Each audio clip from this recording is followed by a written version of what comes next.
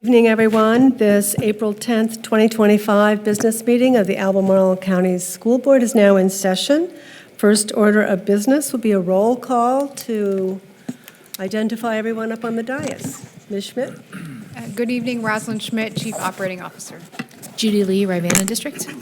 Allison Spillman, at-large representative. Graham Page, Miller District. Kate Acuff, Jack Jewett District. Ellen Osborne, Scottsville District. Leslie Pryor, Rio District. Chandra Hayes, Assistant Superintendent of Instruction. Matthew Hawes, Superintendent. Josiah Black, School Division Counsel. Erin Stone, Assistant School Division Counsel. Christine Thompson, Clerk of the Board. That was Ms. Thompson. And in the back, our new officer?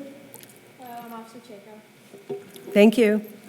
Next order of business is Pledge of Allegiance. Let's stand.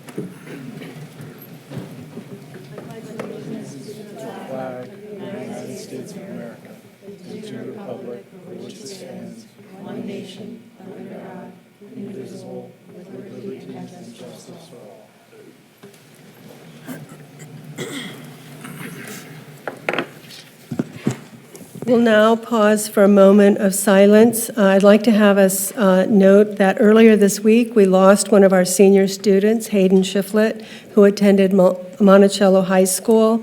To lose someone so young and full of promise is always difficult, so let us dedicate this moment to him.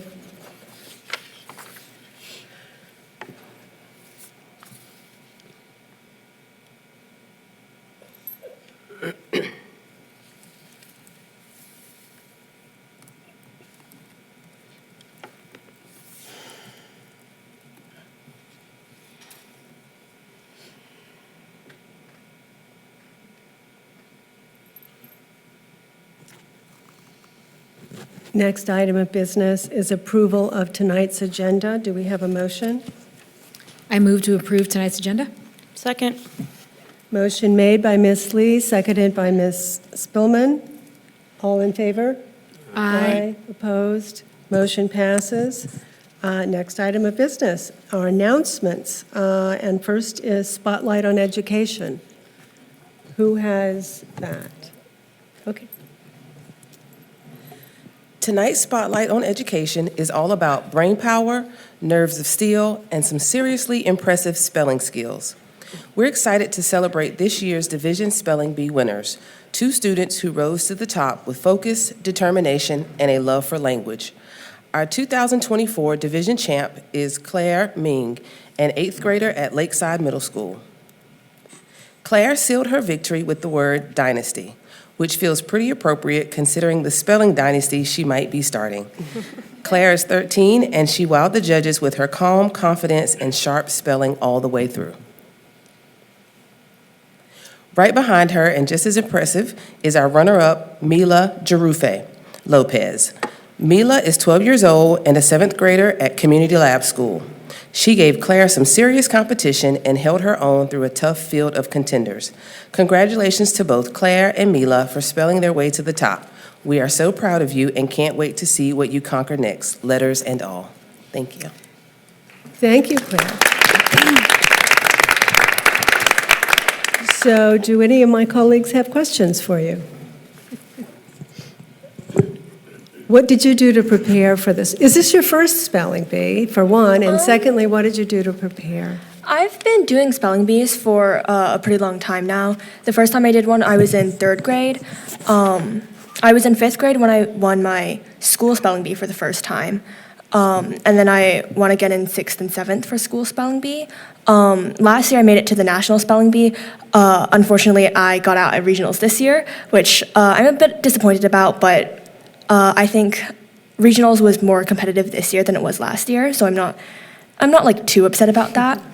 Normally when I study, there's an app that the Scripps National Spelling organized, and it's like a list of all the words, so I typically use that to study. And then sometimes I'll just look through the dictionary for difficult words, but mostly I just use that app to study.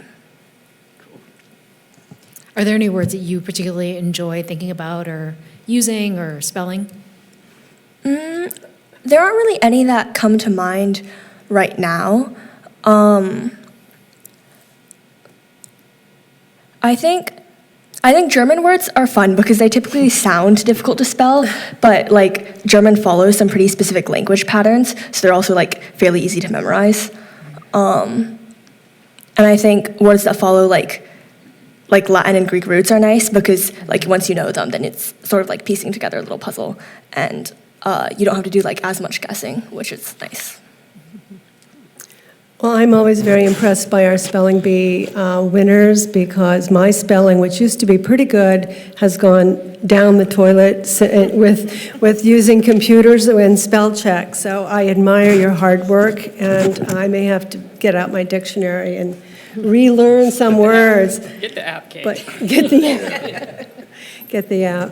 Is there anything else you would like to say, or any words of encouragement for some of your classmates who may want to be in a spelling bee? I think, hang on, let me think for a second.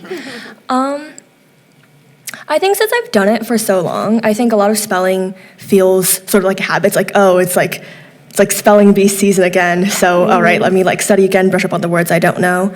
But it's always like nice to come prepared because that like sort of gets rid of a lot of the like nervousness early on. Like I remember when I was in elementary school, like I was super scared when I was in 3rd grade. But like once it becomes more routine, you definitely become less nervous later on.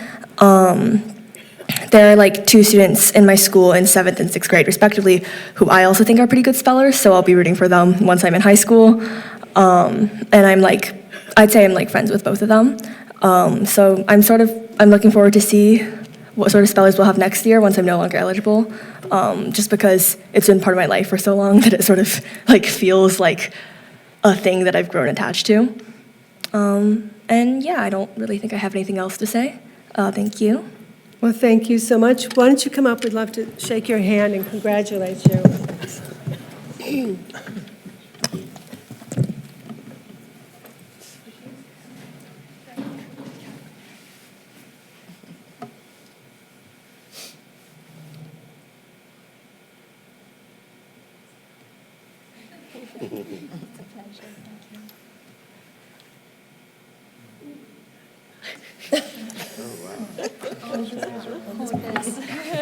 Yeah, that's important.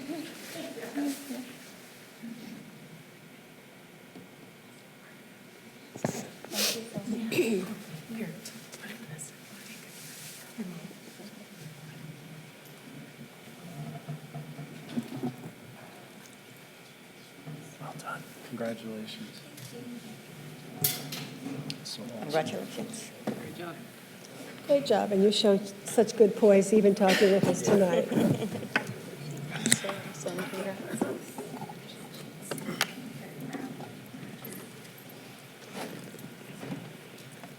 Thank you for being here tonight, Claire. The next on our agenda is school board and superintendent business. So Dr. Hawes? I just have a quick item, and I just want to say kids are awesome. Before I say that, that's why we're all here. I just want to let the board know that Dr. Dunn and several other staff and I have prepared a letter in response to the Crozet Gazette's April 5th article regarding administrative staffing at Albemarle County Public Schools, and we'll be sending it to the Gazette shortly. The letter to the Gazette addresses inaccuracies and a lack of context in their April 5th, 2025 article concerning ACPS budget and administrative staffing. It explains that the reported 54% increase in administrative roles is based on a broad internal classification system that includes school-based leaders, curriculum directors, and support staff, not solely departmental administrators. Many of these roles were reclassifications of existing positions that are not new positions, and they were reclassified following a compensation study to remain regionally competitive. The letter outlines that staffing changes have been made carefully and strategically to meet the growing needs in special education, student mental health and safety, technology, and capital projects. These roles support enrollment growth, students with special needs, the launch of new programs, and the opening of new school facilities. Importantly, the letter also emphasizes that continued administrative growth is both necessary and expected. As the division opens new schools and implements new programs, we will continue to need school-based and central leadership to ensure strong implementation, student support, and accountability. This growth reflects the community's priorities for expanding capacity rather than overcrowding existing facilities. Some key points from the letter: the 54% increase in administrative roles cited in the article is based on an internal pay grade grouping, not on newly created central positions. Many of these roles were existing positions reclassified due to added responsibilities or compensation adjustments from a 2022 market study, competitive market study.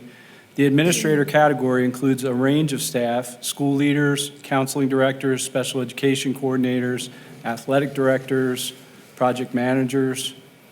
Administrative staffing growth has been strategic and student-focused in terms of managing capital projects, expanding special education services, increasing school safety and mental health support, meeting technology demands, launching new programs and sites. This article was published without consulting ACPS, missing the opportunity to clarify these points with readers. ACPS remains committed to transparency, responsible budgeting, and clear communication with the community. Thank you very much.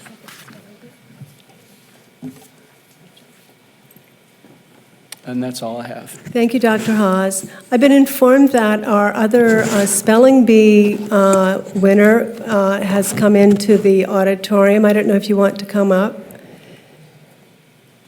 Mila, is that, I think that's your name.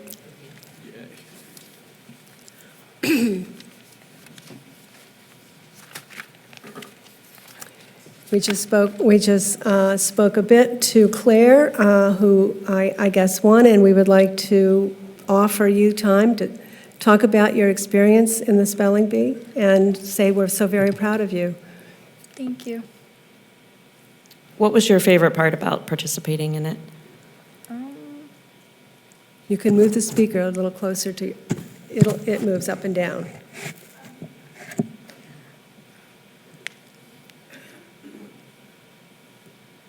Was this your first time? Yeah. Yes? Yeah. You did very well since it's your first time. Thank you. Well, we're very proud of you. Congratulations. And did your parents drill you at home on your, did you have spelling flashcards? How do you actually prepare?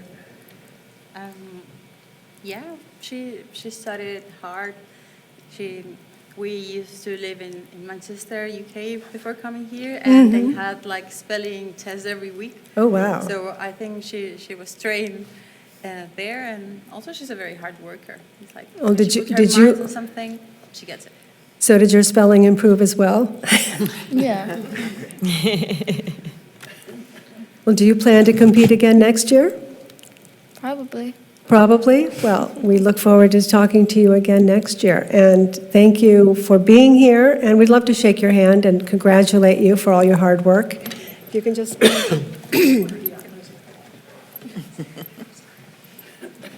After Helen takes your pictures. She doesn't have a little plaque.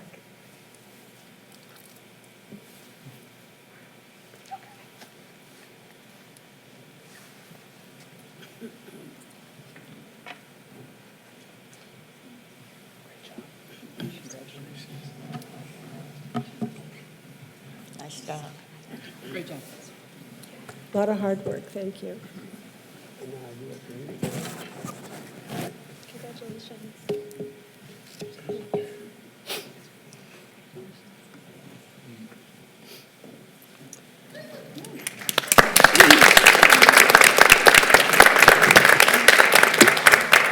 Thank you so much for being here tonight. Is there anybody else have any school board or superintendent business? I just had a couple of things. I think you were going to talk, were you planning to talk about the Emily Couric Well, lunch? you can go straight ahead and Oh, do it. okay. I have the names of all the people. Okay. Several of my colleagues and I had the honor of attending the annual Emily Couric scholarship lunch today, and it's just so inspiring every year when we go, and these young women are just I think they're going to change the world, and I sit there and I'm just, it's hard not to cry. I was sitting with Miss Sublette from Western, and she was crying too, and said that every year it gets us. But we had several students, one from each of our upper schools represented there, and do you want to read them? Sure, I'll let Well, I you. wrote them in the side because I couldn't read them off the picture. Just to refresh people's memory, the Couric, this is the 25th year for the Emily Couric Awards or scholarships. They started out maybe $2,000 or $3,000. This year, the 10 runners-up got $18,000 each. The second runner, it's not runner-up, it's a different, but it's the next level was a $38,000 scholarship, and the top scholarship was $50,000. So we're talking serious scholarships. We had our own Margaret Lee from Western Albemarle who received the $38,000 scholarship.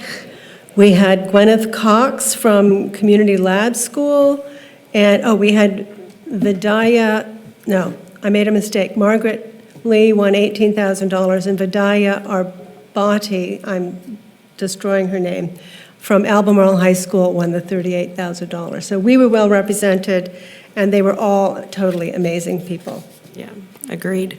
I had two other things. Dr. Haas and I ran into each other just before this at the Community Lab Schools IB Art Show, and our own Mary McIntyre's daughter was one of the people displaying, and both students just had really incredible art. We both took some pictures, but it was really inspiring, and you could just see how much time and effort and creative energy they put in to that. And then lastly, yesterday I was at Western.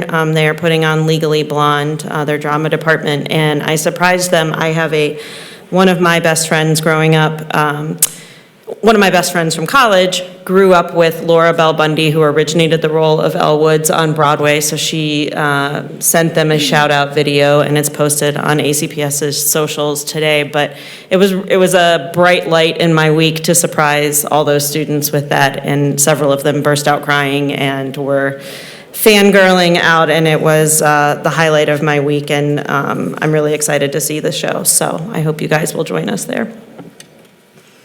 That's all I have. Thank you. Yeah. Anyone else? Then let's move right along.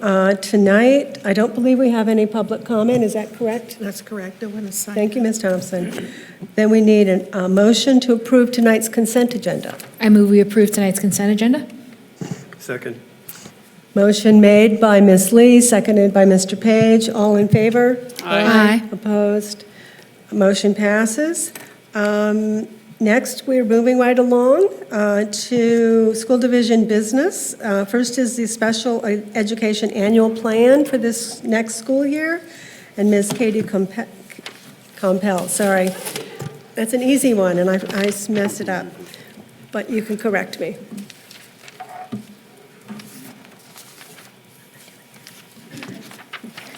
I don't see mine. Oh, it's right here. I can't see that. Me neither.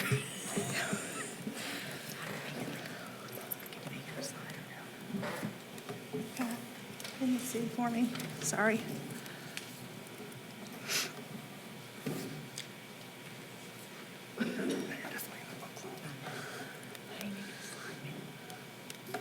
Should be present. There you go. There you go. All right. Good evening. I'm Katie Compel, Director of Special Education. And tonight, I'm going to share two main items. First, the current state of special education in Albemarle County Public Schools. And then second, I'll share a look forward for next school year as I break down the 2025-26 Special Education Annual Plan. The Albemarle County Public Schools Strategic Plan, Learning for All, is at the center of our work as educators. It's also at the center of our work in special education, as evidenced by the ACPS mission statement, which includes working together as a team, we will end the predictive value of race, class, gender, and special capacities for our children's success through high-quality teaching and learning for all. Special capacities, as you would imagine, is at the heart of our work in special education every single day. Tonight's presentation has 3 components: current state, looking forward, and then time for any questions you might have. But in order to paint the picture of the current state of special education at Albemarle County Public Schools, I'm going to walk you through some data. This data demonstrates factors such as the number of students with special needs that we serve, the intensity of services that are required, the different programs that serve students with special needs, and the growth in the population of students with disabilities in ACPS. On the screen is the December 1st count of the total number of students with disabilities enrolled in ACPS from December 2011 to December 2024. The December 1st count is a benchmark that we use to compare year-to-year numbers. It's also the number that the Virginia Department of Education uses as a common check or comparison across the state. In 2011, as you can see, we were serving 1,449 students with disabilities. Our highest number of students is this current year at 2,018 students as of December 1st. On the screen now is data that demonstrates not only the increase in the number of students, but the increase in the intensity or level of service that students with disabilities are requiring in order to receive a free and appropriate education. The dark blue bar on the top shows students who require special education services for 50% or more of their school day. The light blue bar on the bottom shows students who require 49% or less of their school day. As you can see, while our numbers are going up, the intensity of the level of service that's required is also going up. On this slide is the enrollment trend for our post-high program. We use the December 1st count as that comparison point as well. Post-high serves our students 18 to 22 who require special education services but have not yet earned an advanced or standard diploma.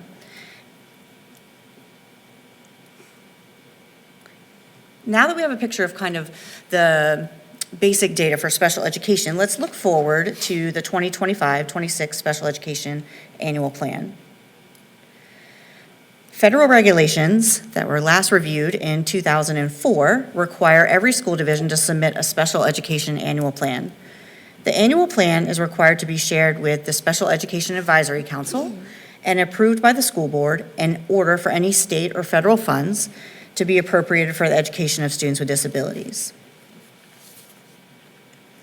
The annual plan can appear overwhelming if you just look at the application we have to submit, but it's much simpler when it's broken down into its 4 main components. Those 4 components are the Regional Jail Agreement, Part B set-aside funds, CCEIS, and federal grant funds. The first component of the annual plan is the Regional Jail Agreement. Details about this portion of the annual plan are on page 8 of the annual plan document. All school divisions with a local or regional jail inside their jurisdiction are required to establish an interagency agreement. When we speak about the Charlottesville-Albemarle Regional Jail, that is for our adult 18 and over. ACPS has an agreement with the Charlottesville-Albemarle Regional Jail. This agreement provides an ACPS special education teacher who provides educational services to persons in CARJ who are 18 to 22 who have IEP services, and she also supports young people who are enrolled in the GED program. The second component of the annual plan is focused on Part B set-aside funds. Details about this portion of the annual plan can be found beginning on page 11. Federal regulations require that each school division spend a portion of the IDEA Part B funds on students with disabilities who are placed in private schools by their parents. In ACPS, we utilize these funds to provide a special education teacher who works with our private schools to provide consultative services to those schools for our students who have service plans there. Also, he works with families of students enrolled in private school who have child find concerns or have concerns that their child might have a disability. He also provides 14 vouchers for students in private schools to receive speech and language services and 1 voucher for occupational therapy. An annual meeting is required with private schools and parents of students with disabilities at those private schools each year. At that meeting, we talk with parents and private schools and get their input on what those services that Mr. Armstrong provides are going to look like and if they want to continue with the speech and language and occupational therapy services. The third component of the annual plan is focused on CCEIS, and the details of that can be found on page 11. CCEIS stands for Comprehensive Coordinated Early Intervening Services. The extra C really means that it's mandated by the state of Virginia that ACPS participate. But this year, for the first time ever, ACPS is no longer required to set aside 15% of Part B federal funds towards CCEIS. What that means is that for the first time ever, we are not cited as disproportionately identifying students with disabilities who are Black in the category of intellectual disability. And while if you know me, I'm not one that talks about our accolades in special education or our successes much. I prefer to just kind of keep my head down and do the work, but I think it's really important to focus on this achievement because the data started being collected in 1999, so for 26 years, we were, cited, and this coming school year will be the first time ever that we are not. And so I think that it's the hard work of a lot of people, but it really matters. And so I think it's important that our community and you all and our educators who worked on helping us get out of disproportionality celebrate that and really focus on what a tremendous achievement it is to not be having to fill out and participate in disproportionality set aside.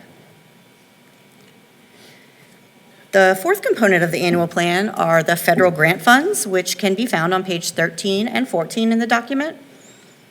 ACPS utilizes the IDEA federal grant funds in 2 ways. One is to fund our A-base teachers.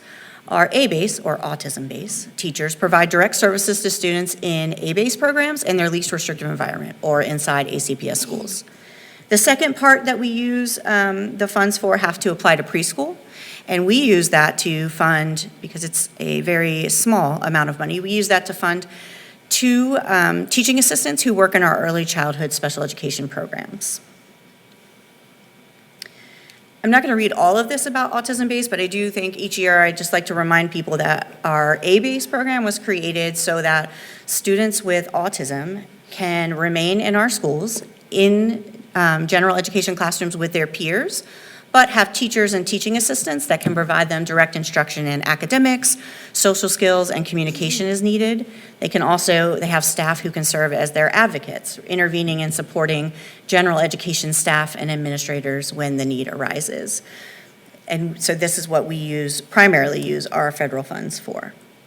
Currently, we have A-base programs at the elementary level at 12 of our 15 schools, and as you can see, when it says 2 in parentheses, that just means we have 2 A-base programs at the elementary school. Those tend to be our larger elementary schools, where we have more students who demonstrate that need. We have A-base programs at every middle school and 2 programs at 3 of the middle schools. And we have at least 2 programs at every high school, and Albemarle, our largest, as you would imagine, has 3.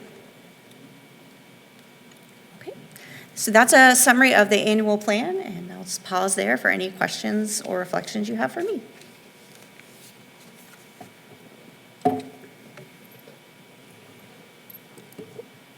This isn't so much about the plan, but just in terms of our future development of Ivy School and bringing in some of the kids who are now placed outside. How will that affect Part B funding, or is that part of the calculation or not? It is, and so it won't really affect because some of our students will be served by the teachers that are included in the grant. But we have kind of a different streamline of funding for students who are in a separate public day school, which is where they currently attend Ivy Creek, and we use that for those students as well. And the students that are, will need aid-based services, that's at one of the smaller elementary schools, are they transported to the nearest school that would have those Correct. facilities? Yes. Okay. I remember hearing about the CCEIS last year, when it was the first year that we were close to being out of or something. But I didn't realize that 15% of the funding that we had to set aside, that, what will that funding go to now? Then we don't have to So set now aside? we'll be able to use all of that towards our A-base and preschool funding, whereas now we had to locally cover that 15% so that because we had to set aside those funds for disproportionality. And when you have to set aside the funds for disproportionality, you have to use it solely on general education students and intervention. And so it didn't allow us to use 100% of the special education funds for special education. So progress on that feels like a really big deal. Yes. And so thank you for doing that. I want to know what you're doing differently to have made that change in the right direction for us. I think a few things. One is when we, 3 years ago now, when we really dove into the students who were eligible in that category and what led them to reach that, we learned a lot about students who come in as transfer students already eligible and what we needed to do in the category of intellectual disability, what we needed to do different there, but also did a lot of professional development and norming of appropriate practices for correctly identifying students who have an intellectual disability, because there are going to be those students, but ensuring that it's equitable and not different based on your socioeconomic status or your ethnicity or those types of things. I think also just having those conversations, and now the school psychologist team and each school-based team, if they have a student where they are concerned that might have an intellectual disability, we get around the table and look at testing results and all of those things beforehand to figure out where are the gaps, where are we concerned that we didn't explore effectively, and come to the table with informed decisions. And I think involve parents early on in that process has made a huge difference. Great job. Thanks. Any other? I was wondering about B and C base. I didn't see that in the presentation. Do you have those numbers? Or why they're not in there, I guess? Yeah, so the federal funds is such a small amount that you have to use it for one thing. So Okay. we were able to cover all of the A-based teachers with that. Okay.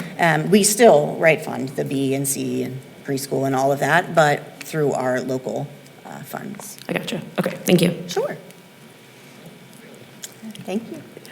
I guess we need to, as a board, approve this plan. Do we have a motion to approve the special education annual plan for school year 2025-26? Dr. Acuff, point of order, I believe it's on the agenda for next week for approval. Okay. This is the first read, if I'm not Okay. mistaken. Yeah, it'll be on consent agenda. For April 24th. Okay. Yeah. Thank you. Thank you for catching that, Ms. Thompson. I do want to point out that Katie brought a lot of her staff with her, and just really want to thank all of you for the outstanding work you do for our students. So thank you all.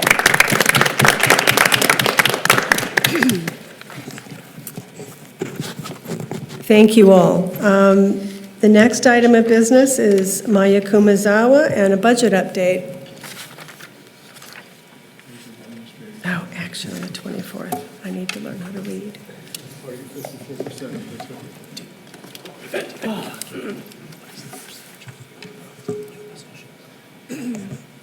Good evening. I'm Maya Kumazawa, Director of Budget and Planning.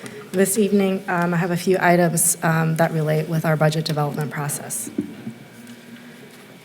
First, we'll start off with process and the calendar. We have come a long way since February 20th when the draft funding request was presented. Since then, a lot has changed, including the Board of Supervisors setting their maximum tax rate for advertisement and for them to propose a budget. The updates are all based on the current versions of what the Board of Supervisors have approved. So this evening, I'll provide some updates, and then in 2 weeks, we'll have time to continue discussing any of the scenario that will be presented and also receive any public feedback. You're scheduled to adopt a balanced budget on May 8th, and that's one day after the Board of Supervisors approves the local transfer to us. So I also want to frame all the steps we've taken to get here. And so I'll kind of go through the dates that are on this slide. On February 20th, we presented a draft funding request that had a funding deficit of $7.8 million. A week after that, we presented a local revenue update based on the county executive's recommended budget that increased local tax revenues, and that would provide us with an additional $2.8 million in revenues. So it brought the revenues up by $2.8 million, starting to close our gap. On March 13th, as part of your approved funding request, you approved service reductions of an additional $4.2 million to try to bring that deficit closer to zero. And what's remaining in that gap is about $0.8 million today. So the balancing scenario that I'll present this evening is $283.9 million, which equals our projected revenues for FY26. And in order to get there, we would have to reduce expenditures by about $0.8 million. Here's some more detail about what we're projecting for school fund revenues of $283.9 million. The local revenues is about $212 million, and this does include the most recent updates that the Board of Supervisors have provided in terms of what they project the local transfer will be to us. The state revenue has been slightly updated based on the General Assembly's amendments that were adopted at the last legislative session. We don't anticipate this to change much, but again, it's not final until the budget is adopted. The federal revenues remain the same since the draft funding request. So total projected revenues are $283.9 million, representing an increase of $14.5 million or 5.4% from the FY25 adopted budget. So switching over to the expenditure side, what this table shows is, as part of the approved funding request, what were the expenditure changes from year to year. So the approved funding request was a $15.3 million expenditure increase broken down into these 4 categories. There have been technical updates made since you last saw these numbers, but I'll just go over some of the more notable changes. The baseline adjustment is reduced by a little less than $200,000 based on a reduction of shared licensing costs that Albemarle County is charging to us. So that number did go down slightly. The other area is service reductions. As part of the balancing scenario, we recommend increasing the service reductions or decreasing our expenditures by about 6 FTEs, which I'll cover in the next slide. So in total, our expenditure increase from year to year would decrease from $15.3 million to $14.5 million with a change of about $0.8 million. So this is that last category, which was reductions in services, and this is the detail behind the $7 million reduction. What we've discussed previously remains on the list. One item is updated, and that is to reduce other school-based positions. Originally, we showed about 8 FTE. This scenario shows 14 FTE at a total reduction of $1.4 million. Here's some more detail about the service reduction of 14 other school-based FTE. The first area is to revise staffing standards that include physical education teachers at a total of 3.3 FTE division-wide, a 0.33 reduction in a middle school media specialist, 1.36 FTE total across secondary schools for the STEP counselor. The second category includes the elimination of some legacy staffing. This totals about 1 FTE at the middle school level. You've seen those reductions before, but what's new this evening is to increase student-to-teacher class size ratios by reducing an average 0.6 FTE per school. So that totals about 8 FTE division-wide. Combined, this makes up the category of a reduction of 14 FTE and other school-based FTE. Before I turn it back over to you for questions and discussion, I did want to put a list of all of the expenditure investments and increases that continue to remain in the budget. It's a lengthy list. I'm happy to answer any of these questions, but these are also all included in throughout the budget book. But this just kind of puts it in one place, and you can see the investments we are making, what the 5.4% increase in expenditures represents. Since we have been focused on reductions lately, we just wanted to put it back into perspective. So that's it for my presentation, but if you have any questions, I'd be happy to answer those, or if you would like to discuss the balancing scenario.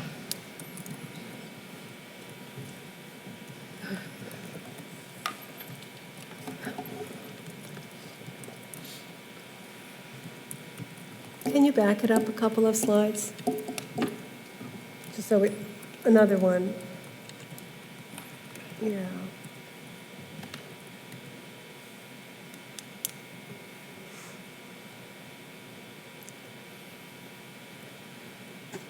"46 FTEs is a lot of FTEs. Anyone have any questions or comments?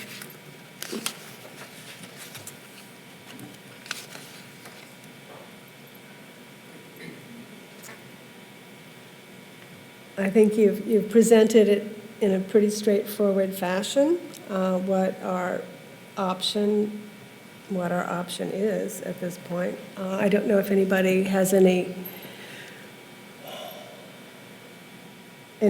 to add.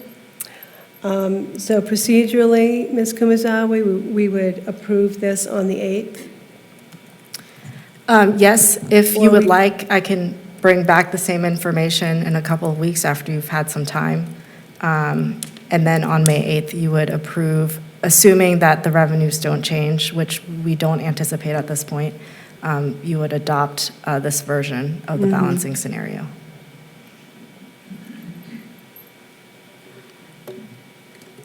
This has been a challenging budget year, but as usual, you have made the presentations understandable, if not something that I enjoy doing. But thank you. Without any further questions, until next time, thank you. Thank you very much. Thank you, Maya.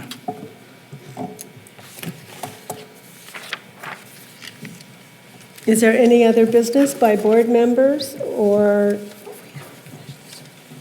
I'm good. You're good? Oh, I thought you were saying Giving you a yes. thumbs up. Thumbs Thank you, up. Dr. Acuff. Well, in a record early adjournment, if there is no other business tonight, this school board meeting is adjourned at 7:14 p.m.